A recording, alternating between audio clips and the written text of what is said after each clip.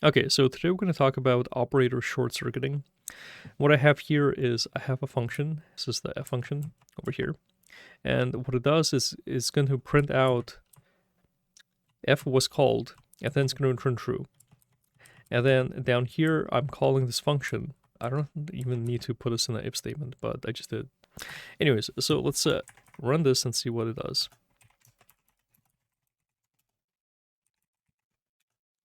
Okay, so as you can see, I called the f function because this print statement got called.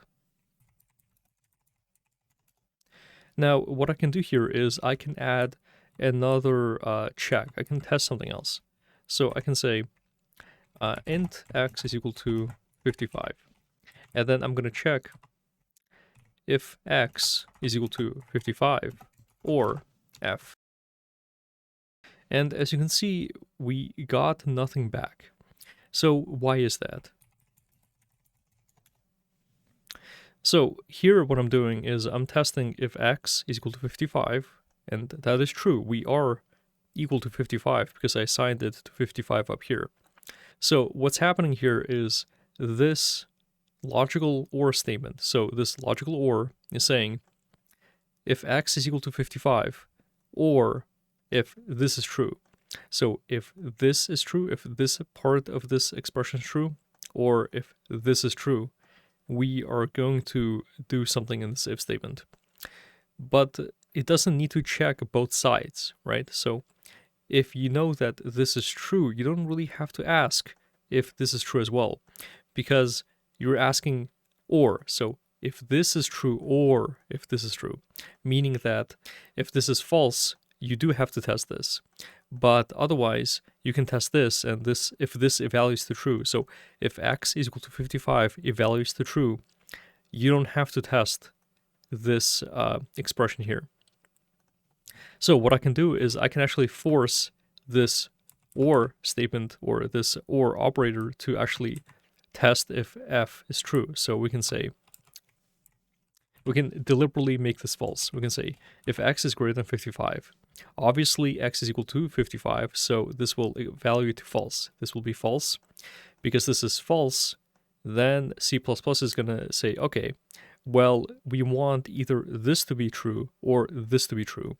And because of that, what's going to happen is we're going to test this, it's going to evaluate to false, then we're going to test this one.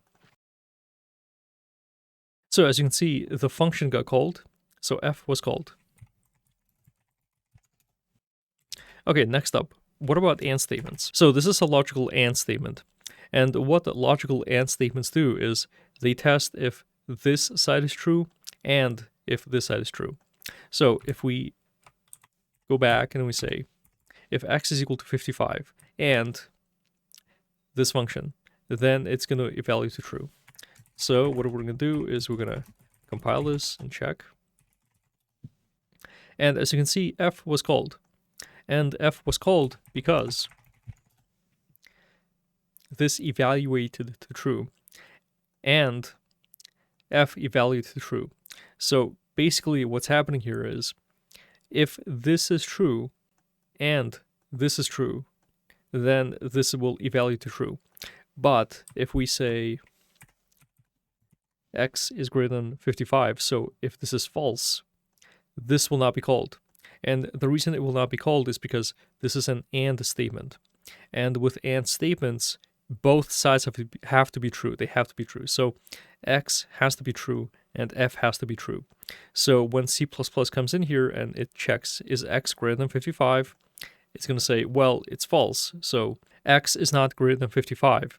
And because this is an AND statement, you basically just drop this test, because if this is false, then the AND statement says both sides have to be true. So if one side is true, there is no point in testing the other side, because if this is false, then you don't really have to waste time testing anything else here, because you know that this is going to evaluate to false. Okay, so let's test that.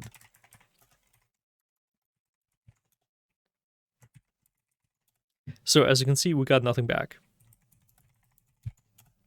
So as a recap, if we're using the AND statement, if we test if x is greater than 55, we don't do anything else, simply because both sides have to be true here. So this has to be true, and this has to be true for this to evaluate to true. Otherwise, it's going to evaluate to false. And here's the thing. With OR statements,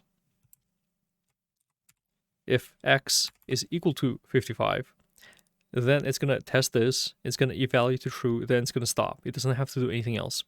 And the reason it doesn't have to do anything else is simply because this OR statement only cares if one side is true. So if this is true, or if this is true. And if this side is true, then this side doesn't even have to be checked, because it sees, okay, well, if this is true, I don't really care what's going on here. And if we compile that, as you can see, f does not get called.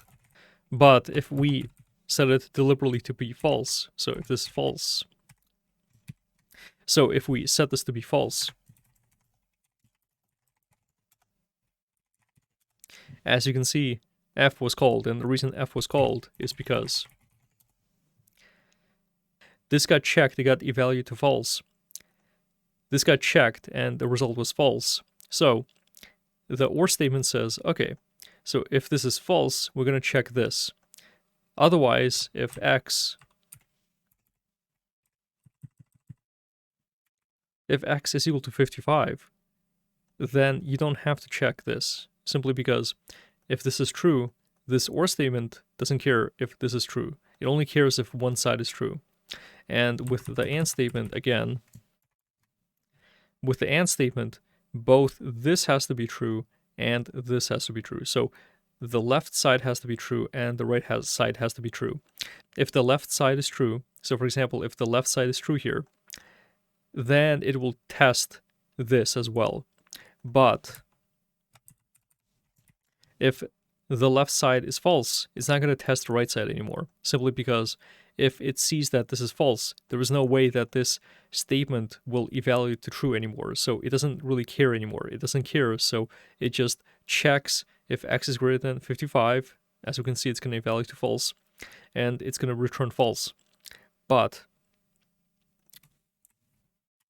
if x is equal to 55, so if the statement evaluates to true, then this AND statement, or this AND operator, is going to check this f function. And if this f function is true and this is true, it's going to evaluate to true.